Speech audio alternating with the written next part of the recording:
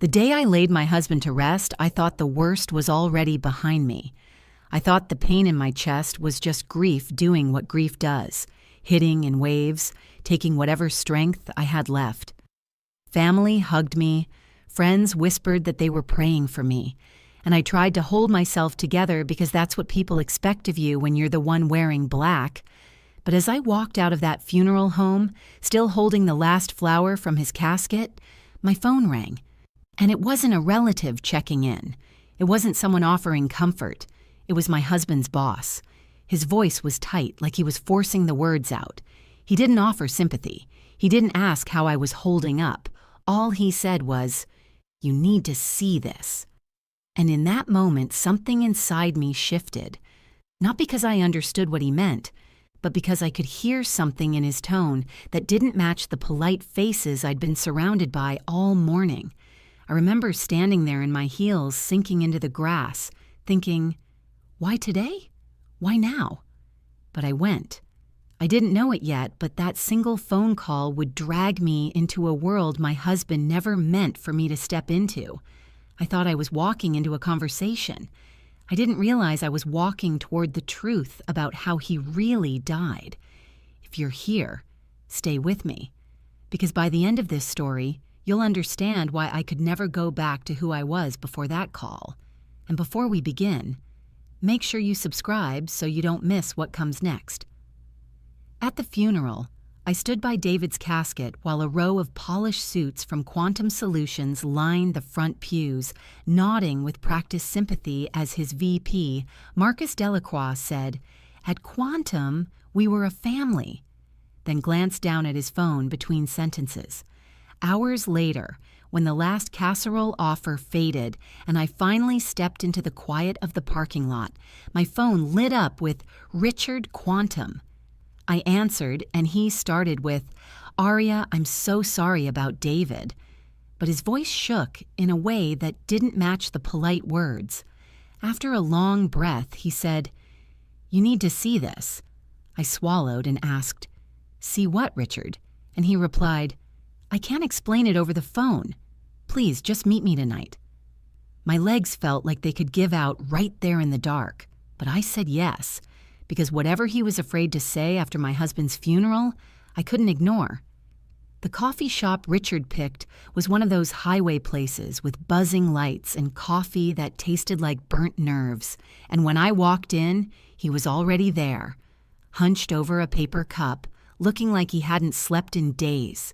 His hands shook as he slid a small USB drive across the table and said, "Aria, I should have done this sooner, but after what Marcus said at the funeral today, I can't keep this to myself anymore." I plugged it into my laptop right there, surrounded by the low hum of strangers' conversations, and the first file was an audio recording labeled with a date from 6 months before David died. I hit play and heard my husband's voice, steady but tense, say, "Marcus, these vendor accounts don't add up." And then Marcus answered, smooth and cold, "You have a wife, 2 beautiful children. Do you really want to make this difficult? I've ended careers before. I've ended more than careers." Richard told me David had recorded that meeting without telling anyone, and then he opened David's email account and pulled up an unsent draft addressed to the FBI that read, "Marcus cornered me in the parking garage and said accidents happen to people who don't understand business. I'm scared. If something happens to me, please protect my family." I stared at those words, at the timestamp from the day before David collapsed at his desk, and it felt like the room shrank around me as one clear thought pushed through the fog of grief. My husband didn't die of a heart attack. My husband was silenced. And if you're listening to this right now, ask yourself, what would you have done if every polite explanation you'd been given about the person you love most suddenly sounded like a lie? 2 days after that meeting with Richard, my doorbell rang, and when I opened it, there was Marcus on my porch in a dark overcoat, holding a bouquet he probably had an assistant pick out, with that soft voice people use when they want to sound kind without actually feeling anything as he said, "Aria, I just wanted to stop by and say how sorry we all are at Quantum. David was one of our best." He stepped into my living room like he owned the space, glanced around at the photos on the wall, then sat forward on the edge of the couch and added, "If there's anything the company can do to support you and the kids, please let us know." But his eyes didn't match the words. A moment later, almost as an afterthought, he said, "Oh, and HR asked me to remind you, company policy requires that we collect David's laptop and any work files by the end of the week. We just have to make sure nothing confidential is left at home. Sometimes people keep things they're not supposed to." I felt my chest tighten, thinking about the USB in my bag and the draft email Richard had shown me, but I just nodded and said, "I'll look for it," while he stood up, adjusted his cufflinks, and added quietly, "Also, if David ever mentioned any concerns about work, I'm sure it was just stress. Things get exaggerated when people are under pressure." Later that week, the life insurance company called and said, "Mrs. Mitchell, we've been notified of an internal review related to your husband's performance, so there may be a delay in processing your claim." And a former coworker texted me, "Hey, I heard from someone in compliance that David might have been under investigation before he passed. Is that true?" And that's when it finally clicked for me. Marcus wasn't mourning my husband. He was burying the evidence. And if I didn't push back, his version of David was going to be the only one the world remembered. When I told Richard I was thinking about going to the police, he shook his head and said, "Aria, I checked. Marcus donates to the mayor's campaign and plays golf with the police chief. You're not going to get a fair shot starting there." And hearing that made something in me harden instead of collapse, because if the front door was blocked, I was going to find a side entrance. I asked, "So what do we do?" And he looked me in the eye and said, "You get him comfortable, you get him talking, and we make sure you're not the only one who hears it." Then pulled out a small jewelry box and opened it to a simple silver necklace with a tiny pin in the center, explaining, "It's a camera and a mic. Wear this, and everything he says is recorded." That night, I called Marcus, let my voice crack on purpose, and said, "I've been trying to go through David's files for HR, but I don't understand any of it. Could you maybe help me? I just want to do this right." And he didn't hesitate. He answered, "Of course, Aria. Why don't you come by my office on Saturday evening? No one will be around and we can handle it quietly." On Saturday, I put on a black dress, minimal makeup, and the necklace, looked at myself in the mirror until I could pass for a woman who had given up, then drove to Quantum's nearly empty parking lot, listening to my own heartbeat as the security guard buzzed me in and the sound of my heels echoed down the deserted hallway toward Marcus's corner office. Marcus had me wait in his office for almost 20 minutes, then finally walked in with that same soft voice from my living room, asking, "How are you holding up?" while he sat across from me, but instead of answering, I pointed to a stack of printed spreadsheets on his desk and said, "David was trying to explain these before he passed. He kept talking about vendor payments and budget discrepancies, and he told me he brought them to you." For a second, something flickered in his eyes. Then he leaned back in his chair and said, almost bored, "Aria, your husband was under a lot of stress. He started seeing problems that weren't there, and when people work the hours he did, they can get paranoid." And hearing him call my husband unstable in the same room where David once stayed late to hit his deadlines made my hands shake. But I kept my voice steady and said, "He didn't imagine your meeting, Marcus. He recorded it." The change on his face was instant. The polite expression dropped, his jaw tightened, and he stood up, moving around the desk as he said quietly, "Where is it? If any recording shows up anywhere, I will destroy you in court, in the media, at the bank." David thought he could be a hero, and look where that got him. I stared at him and asked, "What is that supposed to mean?" And he gave the smallest, ugliest smile I've ever seen and said, "Your husband had a weak heart, and stress can push a weak heart over the edge, especially when someone who brings his coffee every morning knows what to add to it." And that was the moment I knew the man standing in front of me wasn't just covering up some dirty accounting. He was calmly talking around the fact that he'd helped my husband's heart stop, while every single word went straight into the tiny camera hanging at my collarbone. The Monday after that meeting in Marcus's office, Richard and I walked into the FBI field office with a manila folder and a USB that felt heavier than anything I'd ever carried. And when we sat down with the agent assigned to us, he listened to the recording, read David's draft email, and finally said, "Mrs. Mitchell, I'm going to be very direct with you. This is enough to open a federal case, but once we start, we don't stop halfway." I nodded and told him, "Then don't stop." And Richard added, "There's also a pattern in the financials. He's been routing money through fake vendors for months," while the agent took notes and said, "We'll also be requesting an exhumation and a full toxicology panel. If your husband was given anything, we'll find it."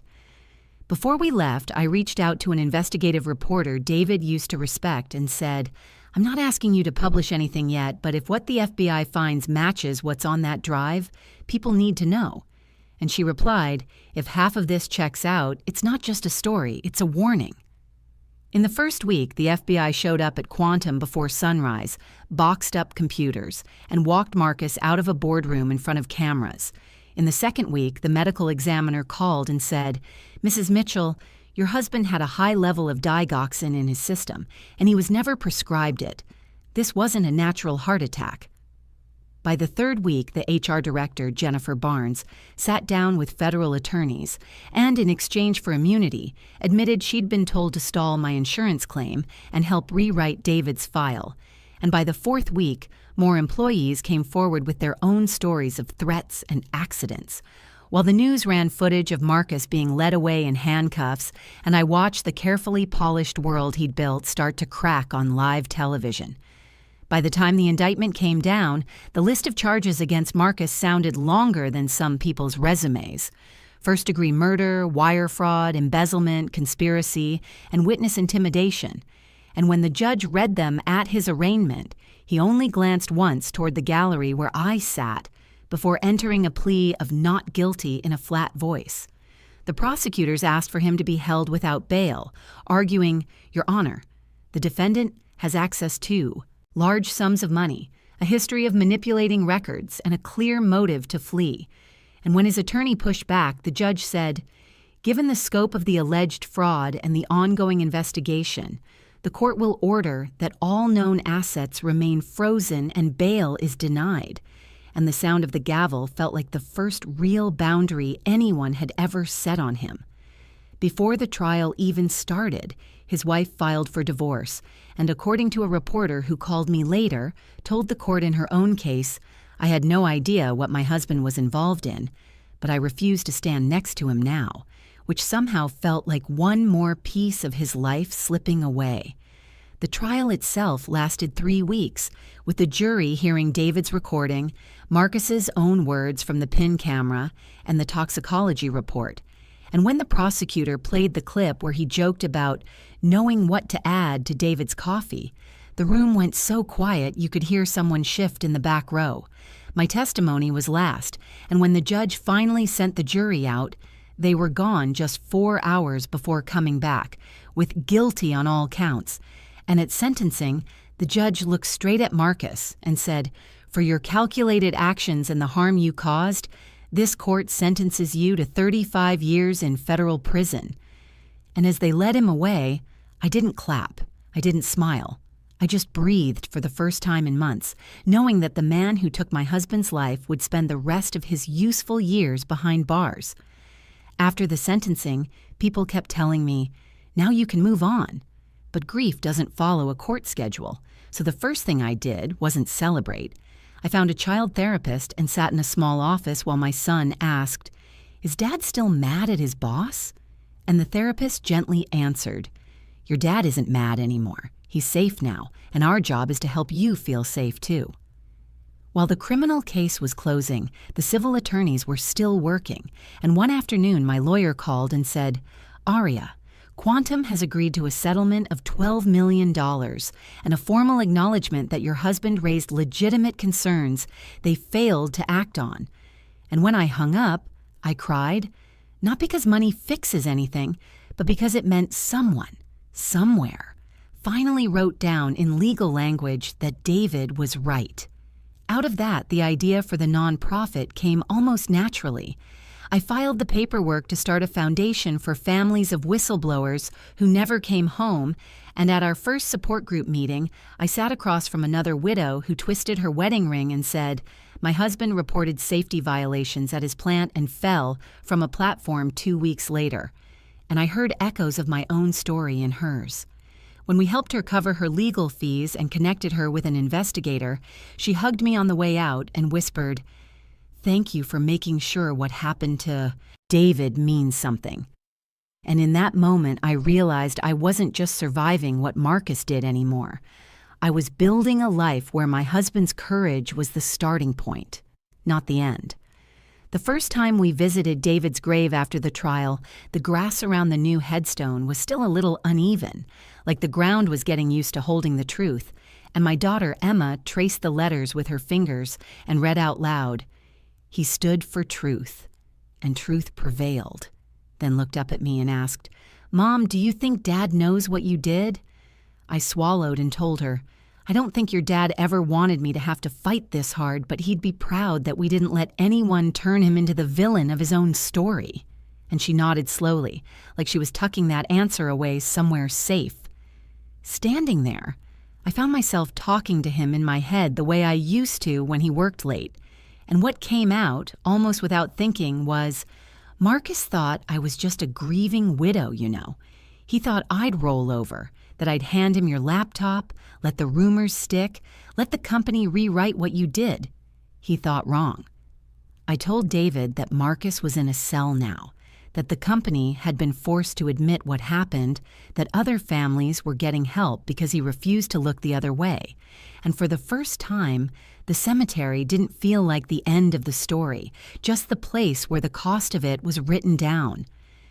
As we walked back to the car, I glanced over my shoulder one last time and thought, you can kill a man, but you can't kill the truth he died protecting. If stories like this matter to you, stories where the truth refuses to stay buried, no matter who tries to cover it, then make sure you subscribe, because the world is full of people like Marcus, and every time justice breaks through, someone needs to tell it out loud. Here, we don't look away, we don't soften the edges, and we don't let power rewrite what really happened. So if you want more stories where the right people answer for what they've done, you're in the right place. And before you go, drop in the comments where you're watching from. I'd love to know who's out there listening as we bring the truth all the way to the surface.